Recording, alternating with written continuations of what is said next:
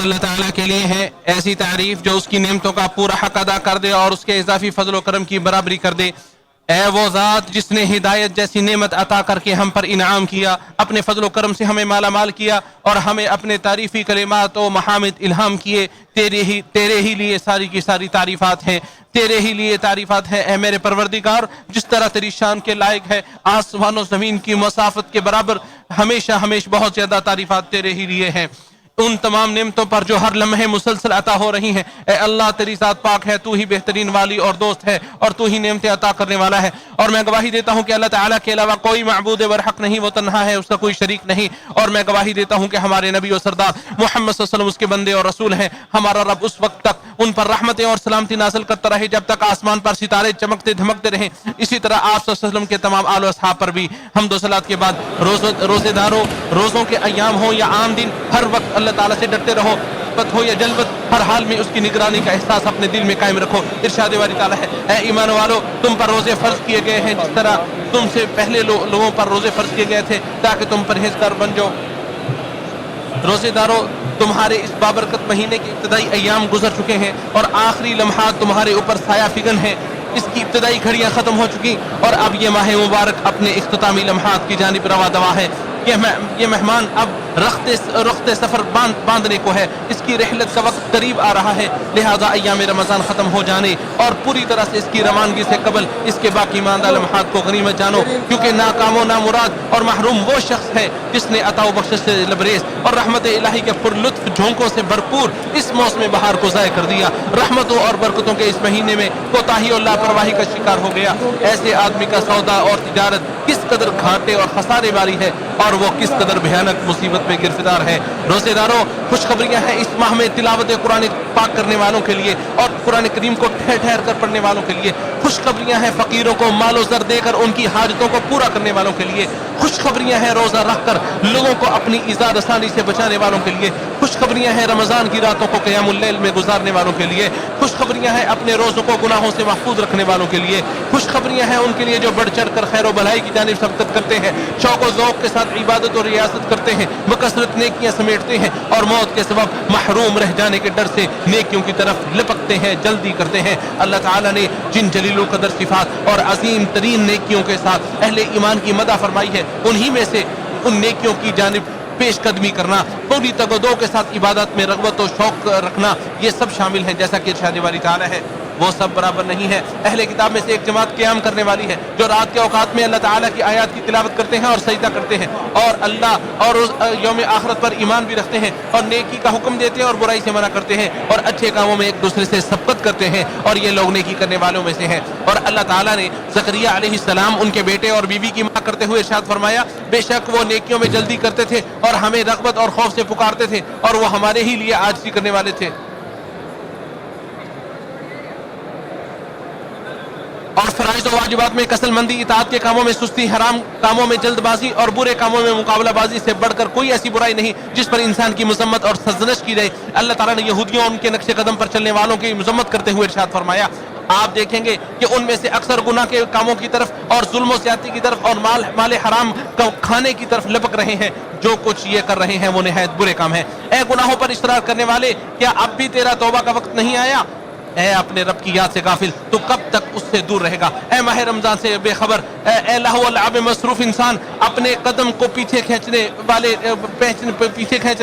اے نیکی کی طرف بلائے جانے پر لبیک نہ کہنے والے، اس عظیم مہینے میں نیکی کے کاموں میں جلدی کرو، رب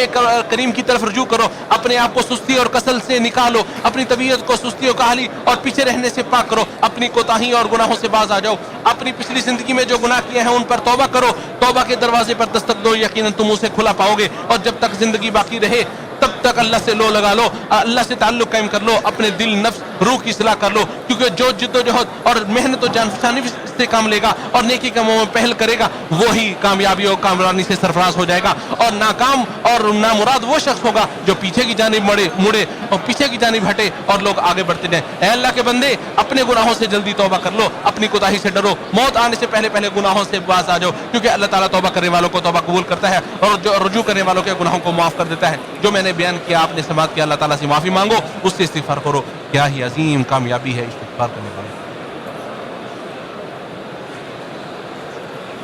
ہر قسم کی تعریفات اس اللہ کے لیے ہیں جو لطف و کرم چاہنے والوں کو اپنے لطف و کرم سے ڈھانپ لیتا ہے، اور میں گواہی دیتا ہوں کہ اللہ تعالیٰ کے سوا کوئی معبود برحق نہیں، وہ تنہا ہے، اس کا کوئی شریک نہیں، جو بیماریوں سے مایوس لوگوں پر انعام و احسان کرتے ہوئے ان کے لیے دوا اور علاج کا بندوبست کر دیتا ہے، اور میں گواہی دیتا ہوں کہ ہمارے نبی و سردار محمد صلی اللہ علیہ وسلم اس کے بندے اور رسول ہیں، جن کی پیروی کرنے والا شخص ہدایت کے راستے پر گامزن ہو جاتا ہے، اور ان کی نافرمانی کرنے والا ضلالت و گمراہی اور ہلاکت و تباہی کے گڑھے میں جا گرتا ہے۔ مسلسل اور ہمیشہ درود و سلام نازل ہو آپ پر اور آپ کی آل اور صحابہ کرام پر۔ حمد و صلات کے بعد اللہ تعالیٰ سے مسلمانوں، اللہ تعالیٰ سے ڈرو، اس کی نگرانی کا احساس اپنے دل میں قائم رکھو، اس کی اطاعت کرو، اس کی معصیت سے بچو۔ ارشاد باری تعالیٰ ہے، اے ایمان والو اللہ تعالیٰ سے ڈرو اور سچ بولنے والوں کے ساتھ ہو جاؤ۔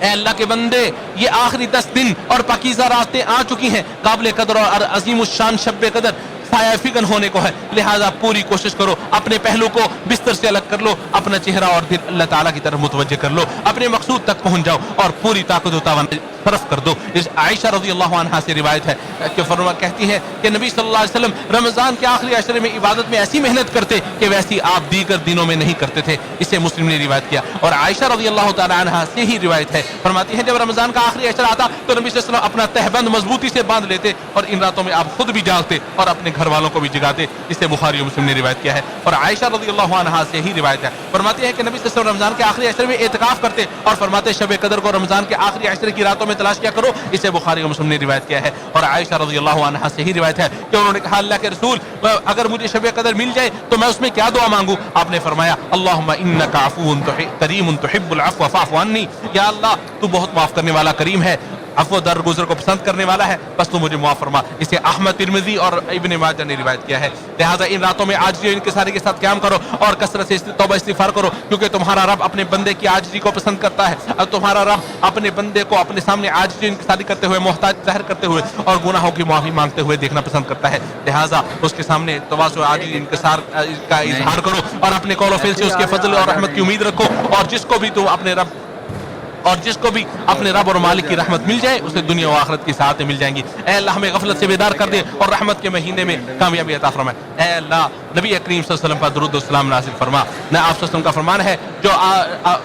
جو مجھ پر ایک بار درود پڑے گا اللہ تعالیٰ اس پر 10 رحمت نازل فرمائے گا۔ اے اللہ نبی صلی اللہ علیہ وسلم اور آپ صلی اللہ علیہ وسلم کی آل اور صحابہ کرام سب پر رحمت نازل فرما۔ اے اللہ،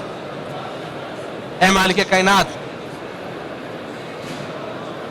اے اللہ ہمارے پیشوا خادم حرمین شریفین کو اپنے پسندیدہ کاموں کی توفیق عطا فرما، انہیں نیکی کے کاموں کی توفیق عطا فرما۔ اے اللہ تمام جہانوں کے پالنہار، انہیں اور ان کے ولی عہد کو اسلام کی تقویت اور مسلمانوں کی اصلاح کے کام سر انجام دینے کی توفیق عطا فرما۔ اے اللہ ہمارے بیماروں کو شفا عطا فرما، مصیبت زدہ لوگوں کو عافیت عطا فرما، ہمارے فوت شدگان کی مغفرت فرما۔ اے اللہ ہماری باتوں کو قبول فرما اور ہماری عبادتوں کو اپنے لیے خالص کر لے، ہمارے درجات بلند فرما، ہمارے روزے اور قیام اللیل کو قبول فرما، ہمیں شب قدر کی قیام کی توفیق عطا فرما۔ اے اللہ ہماری دعا کو قبول فرما، بے شک تو ہی دعا کو قبول کرنے والا، فضل والا اور عظمت والا، رحم کرنے والا۔